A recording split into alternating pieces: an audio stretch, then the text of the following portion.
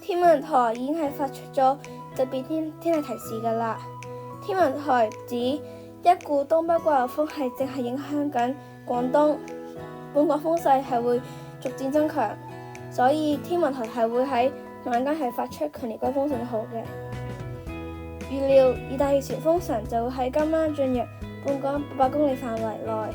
隨住風神喺聽日即係10月20號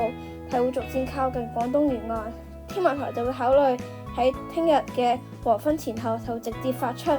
3號強風信號，取代強烈季候風信號。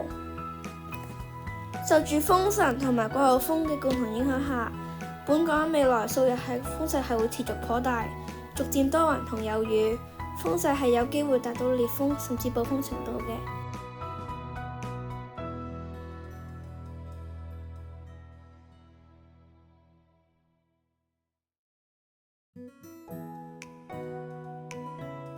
受天文大潮、東北季候風同埋風神嘅共同影響，本週連續數晚係會喺漲潮時，部分沿岸多地區可能係出現水浸。其中星期二同星期四嘅晚上，維多利亞港嘅水位係可能有機會上升至開頭基水面以上3米左右。